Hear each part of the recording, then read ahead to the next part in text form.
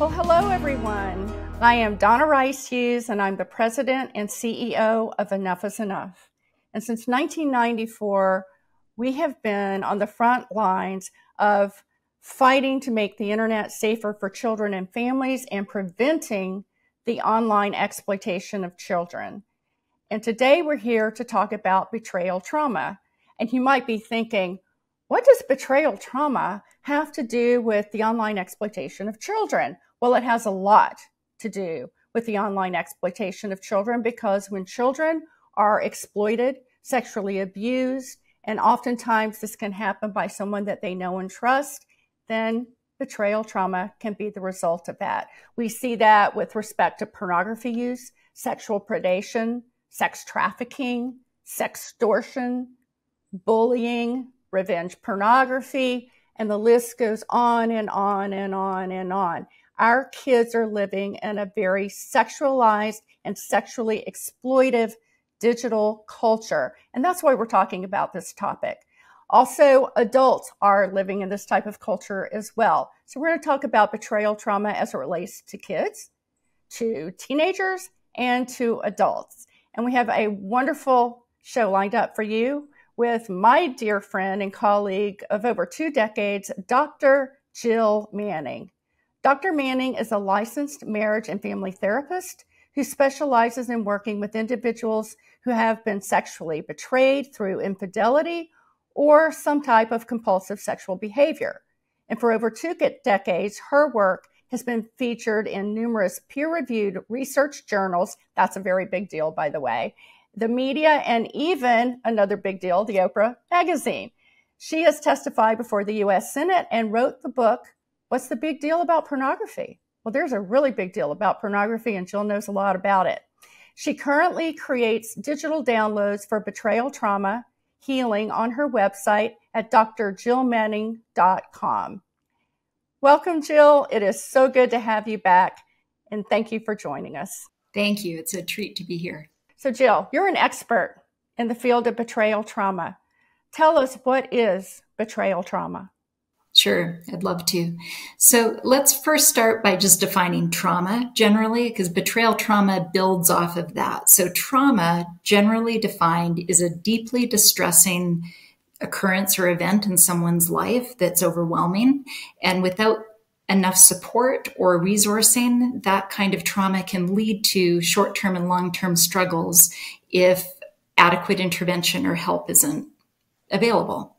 Now, betrayal trauma, on the other hand, which is related, it is a form of a traumatic experience, but betrayal trauma is when someone that we are attached to or that we depend on for survival, so think of a child toward a parent or someone that's attached to a spouse, for instance, when someone like that violates our trust in a critical way, that is a recipe for betrayal trauma. Not only is it distressing and overwhelming, but it undercuts a key attachment and relationship. So it's highly destabilizing. That betrayal can often be more than a one-time event. So let's just take a cheating spouse or a child who is being abused by someone they know and trust over and over and over again. How does that continued betrayal compound itself? Okay, so this is a big question. So, and I want to, especially for those listening that may be experiencing things like this, I want to do due diligence with this. So let's first, Donna, if we may, let's talk about how betrayal trauma is different in 2 key ways, because one of them is what you're bringing up. So I want to grab this. Betrayal trauma is distinct and different from fear-based traumas in 2 key ways. The first one is that it occurs with someone that we are in close relationship with. A parent, a spouse, someone that we're engaged to, let's say. So that's the first key thing. And because of that first point of difference, it's not just a random stranger that's attacked us on the street at night. It's someone that we live with, that we depend on, that we share a mortgage or children or life with, right? It's someone we know. Because it's someone we know, exactly what you're bringing up can occur. There's a higher risk of reoccurrence with betrayal trauma than there is fear-based traumas. If I live in Denver, if I went downtown Denver to a concert outside the Ball Arena and I was attacked, the chances of that happening a second time would be really slim, because that would be such a scary experience. I probably wouldn't put myself in that situation a second time. And the chances of running into that exact same attacker a second time would be really rare, because they would likely be in jail, or it'd be unlikely statistically to run into them again, because I don't know them. They don't know me. This is randomly occurring. But if it's someone I live with, my parent or a spouse, there's a higher risk of reoccurrence that it will occur again, unless the betrayer had serious intervention help or had a major turnaround in their life and stopped whatever behavior was the cause of the betrayal. Sadly, that can happen, but more often this reoccurs than not. So going back to your question, yes, the reoccurrence is part of what distinguishes betrayal trauma from fear-based traumas. And it's also partly why this is so psychologically distressing to humans, because we work on an attachment-based system. We basically the buddy system. We're social creatures. We depend from the time we're born, our whole life, we depend on social connection and bonds with others to navigate this world we're in. When those bonds get jeopardized in this kind of a way, it's deeply distressing and destabilizing, which is why the research shows betrayal trauma is more associated with physical illness, dissociation, depression, and anxiety than fear-based traumas are, which is really significant, because most people think it's flipped. They think, oh, she just got her feelings hurt. No, this actually undercut the whole foundation of her life, or his life. Jill, how does betrayal trauma tie in with pornography use and any other form of sexual trauma and betrayal? Great question. So, two parts to my answer. The first is how it relates, in my view, in the chair I sit in my therapy office. Pornography use, compulsive pornography use, is the number one way in which my clients are betrayed in their marriages. It's the number one thing that leads to people coming to see me. And even those that have escalated their behaviors beyond pornography, offline or cross the flesh line, as we call it, it's still the gateway. It's the beginning drug, if you will, that opens those channels. So in the work I do day to day, it's the number one form of betrayal. Secondly, pornography in and of itself is often reflective of betrayal trauma. The people that are trafficked, the people that are in pornography, we know from research that's been done for a long time, the majority of those individuals have been sexually abused. They have sexual trauma in their backgrounds. We also know that most people are sexually abused by people they know.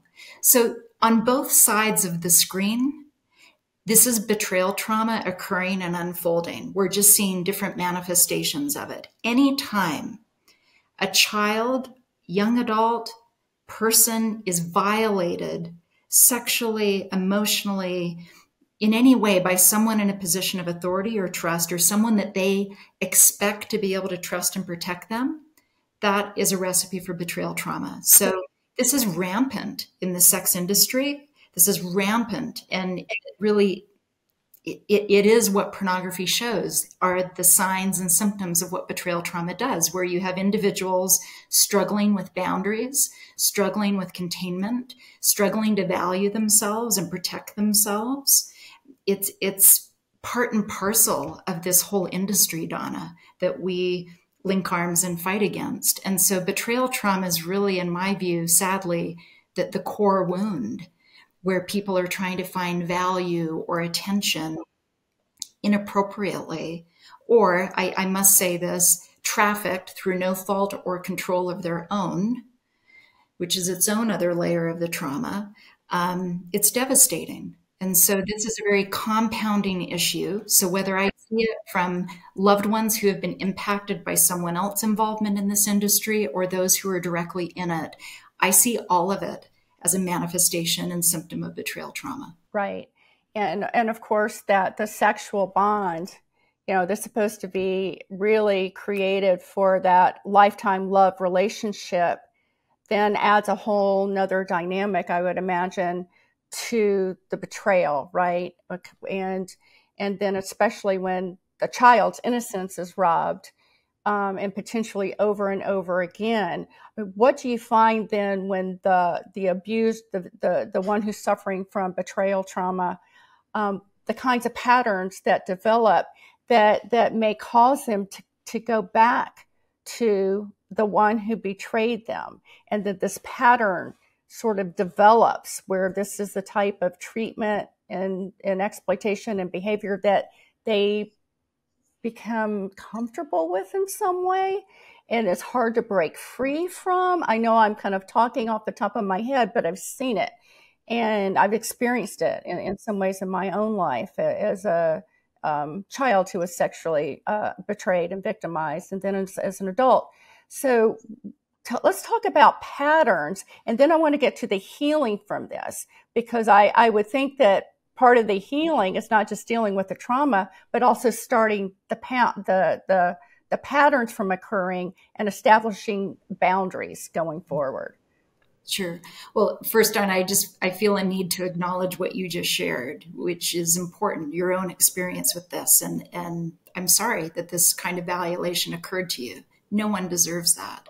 And when those violations occur, there's several patterns that we typically see. One, it often impacts self-worth, identity and self-image, how we see ourselves. If someone in a position of trust did not care, protect, value us sufficiently, that sure sets us up to start believing some of those things about ourselves. Maybe I don't matter. Maybe I'm not important. Maybe I'm not worth protecting. So people start living out those beliefs. We almost always see people struggle with boundaries, because what's a boundary? We protect what we value. A boundary is a protective mechanism, protects us from harm. Well, if someone in a position of trust just bulldozes that and violates us, it can deeply damage our sense of protective boundary and limit. That gets very distorted because we start to normalize. We become desensitized. We dissociate, and we get desensitized and thrown off our home radar, if you will, of value and being precious. And so people will start engaging in high risk behavior or not valuing that boundary themselves. They may become promiscuous, hypersexual, thinking that's where their value lies. And you see a lot of people numbing, drug use, alcohol use, risky behaviors where they've lost that inner sense of value and understanding what it means to protect that. We also see people live in more extreme ways. This kind of violation, all that we're talking about, it's extreme. That's an extreme violation of someone's inherent identity and worth. And so people will tend to go to extremes in their responses without proper support or intervention. So I'd say worth, boundaries, living in extreme ways, and also reality. That's an important piece. We have a hard time staying in reality when we've been violated through sexual abuse. We will tend to minimize, delude, suppress, repress, or dissociate. That's one of the most common ones in childhood, especially in the brain as it's developing. We dissociate, we get out of our body. And so if someone stays in a dissociated state, they're going to have a harder time knowing what safety is or means for them, because they're not in their body to pick up those signals. Or if they're numbing out, they're not getting all that data that someone who doesn't have that experience is getting to say, hey, no, I felt kind of creeped out by that guy. I'm not going on a date with that guy. Well, if we're dissociated or we don't believe we matter deep, deep down, we may blow right past those red flags and signals and just be after the attention or the hook of, oh, somebody wants to go on a date with me, and miss the red signals that our gut's telling us. So we get very, trauma severs our body-mind connection. Part of healing is restoring that connection, learning how to trust ourselves again, get in touch with our gut again, and learn to value ourselves and restore those protective boundaries. So what are the signs and symptoms of betrayal trauma? Hypervigilance, intrusive, we call them the intrusive symptoms, flashbacks, nightmares, the things where you feel like you can't turn your brain off. It just is replaying on a never ending loop, or it's hard to get away from it. So that's what often sets people up to numb out with drugs and alcohol to help turn their brain off. We see avoidance. Avoidance is a core hallmark of trauma. We avoid places, people, things, or activities that would remind us of the trauma. Hyperarousal, not sexual arousal, hyperarousal and activity in the nervous system, being on edge, startle response, having difficulty sleeping, and also changes in our thoughts and mood, feeling depressed or highly anxious. Those are all common symptoms that we see both with trauma generally, but also betrayal. So is the damage caused by betrayal trauma different in children and adolescents who obviously still don't have their prefrontal cortex fully developed, where adults are supposed to be stewards of their innocence, and they're trusting by nature? And is the betrayal trauma different for a young person and a child as opposed to a mature adult? Yes, the answer is yes to that, because they don't have in terms of development, we're more vulnerable the younger we are because we have less defenses in place. We're less savvy, not because we're not smart. We're not as complex or sophisticated in our coping mechanisms as we get older and older. So the wound, think of it as just like a head-on car crash when you're little. It's a full attack on your whole person. The older we get, it still is destabilizing and a terrible thing to happen. We typically have more ability, though, the older we get, to understand, process, strategies for coping than we are younger. Let me put it this way. I'm going to actually reverse the question. One of the things that we assess for in betrayal trauma work with adults is we assess for childhood and adolescent traumas, because the research shows the more trauma loading someone has in their life, they will have a more severe and exacerbated experience of betrayal in adulthood. The less trauma someone has in their background, it's still painful. It's not going to be a good thing that happens to them if they're betrayed, but they will have more inner resource to deal with it, and they'll be less likely to have that devastate their sense of self in the same way. So yes, it impacts more deeply as children, and if that's not dealt with or healed, it sets adults up to have a more severe experience of betrayal in adulthood. So to your point, Jill, as many parents may be listening to this and might have a child or a teenager who has suffered from some form of sexual exploitation resulting in betrayal trauma, this says to me, and I think I would say to any other parent listening, this is why intervention is so important at the time of occurrence, to get that child into, first of all, conversation with the parent and conversations with trusted adults, and possibly even into the under the care of a professional that can help work on that healing process right at the get-go, rather than having it compound, throughout childhood, maybe repeat itself in other patterns and then into adulthood. Is that right? Absolutely. Yes. We know that people will fare better. They will heal more quickly and more deeply when they are, one, believed. When I'm thinking of youth, children and youth, if a parent will rally and help, believe the child, speak up and out, get resources in place, yes, the child will have a better chance of resolving that trauma. But here lies the biggest issue here, Donna. What if it's the parent, the person that would help resource that child, who's the one violating that child? You can start to understand and see pretty quickly the vacuum and the extreme vulnerability that places a child in, unless you have a really astute and teacher or coach or someone, in a faith community notice and see this and jump in. That child's really vulnerable. And I really want to just speak to other trusted adults that see anything like this happening in a child. Hopefully, it's not a parent, but it's important to recognize the signs and the symptoms and to step in because you may be that trusted adult to get that child help. But let's talk about the process of healing from betrayal trauma and the stages. And let's see if we can just pop through this fairly quickly so we can get on to the next point. Sure. So there's three, generally speaking, when I work with adults, because that's the population I work with currently, is there's three phases to healing. The first is safety and stabilization. We have to have the room stop spinning, the bleeding stopped. We have to resource that person, validate them, help them learn boundaries to put in place to keep them safer, right? We have to stabilize whatever symptoms, whether it's depression, suicidality, problem drinking, whatever it is that's going on. We need to create safety and stabilize. That's phase one.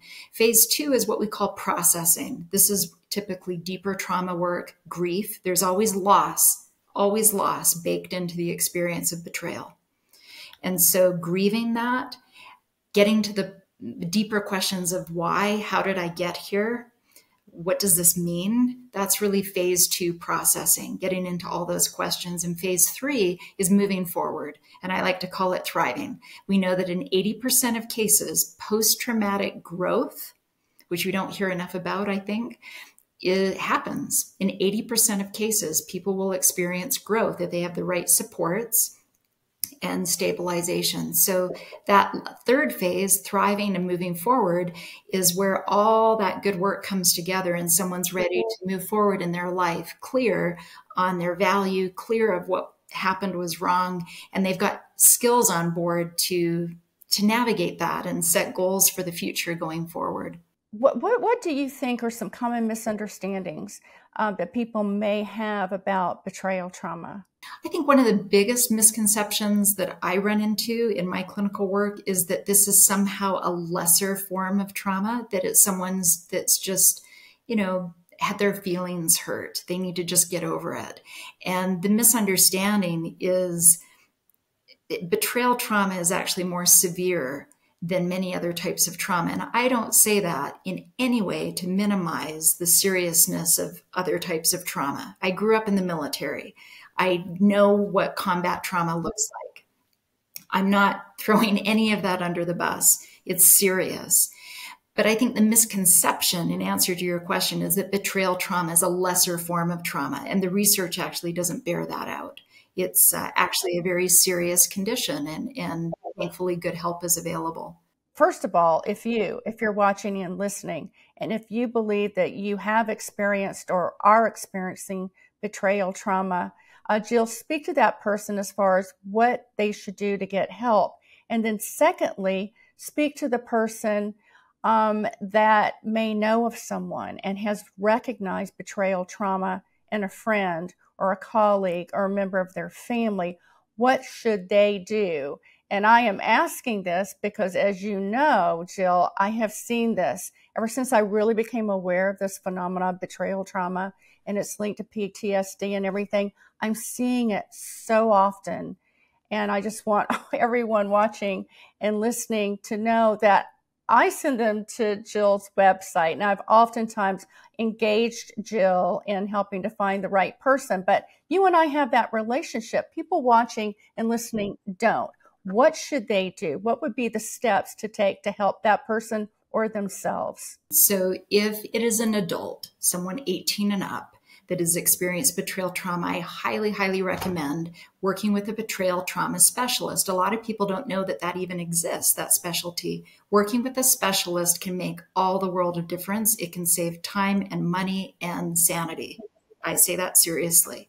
So where I direct people is the APSATS organization. So that's www.AP, P as in Peter, SATS, APSATS.org.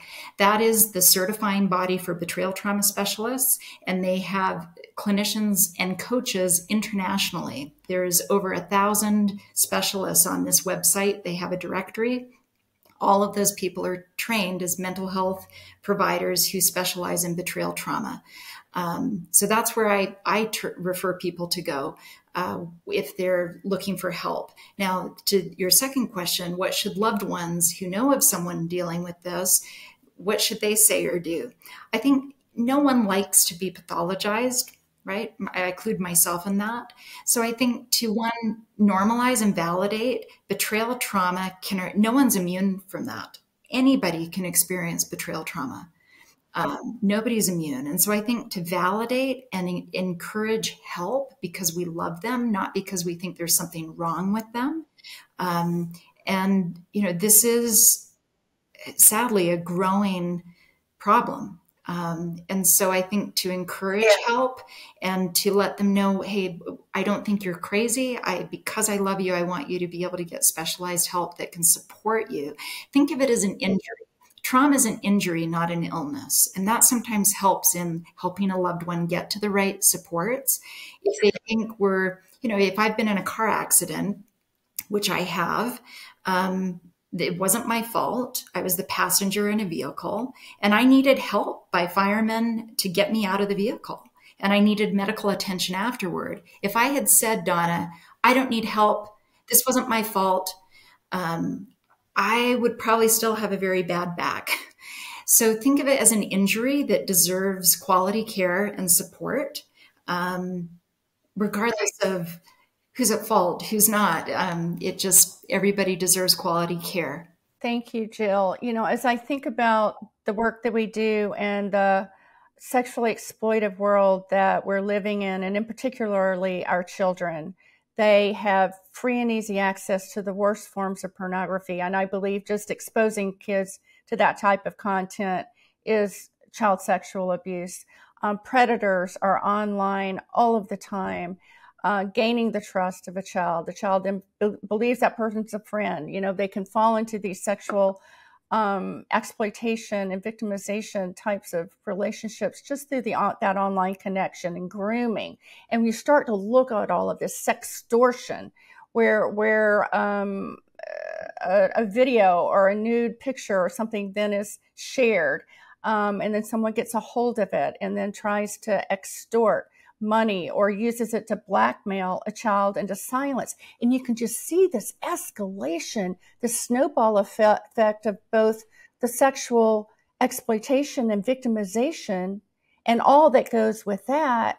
And then the betrayal trauma that sets up. And it really is frightening when we look at this from the dynamic of today's digital world, is it not, Jill? Agreed. I agree with everything that you said, and it's tragic. And, it's so important that each of us work our very hardest to be as healthy as we can. If we have children in our lives, that we model healthy boundaries with digital devices and media, but also healthy boundaries toward them as well, and with them, that they know they matter, that they have inherent worth, and that we're trying to be as functional and healthy and mature as possible, because they need our help. Children cannot navigate this hypersexualized world on their own.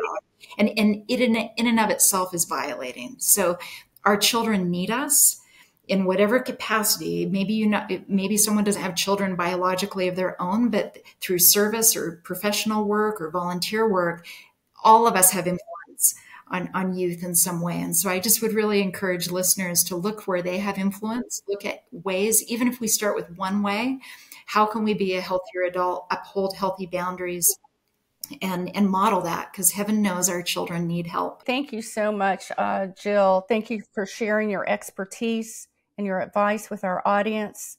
And to wrap this up, would you let folks know how to reach you, your website, your Twitter handle, or whatever else you'd like to share? Sure. Thank you for that, Donna.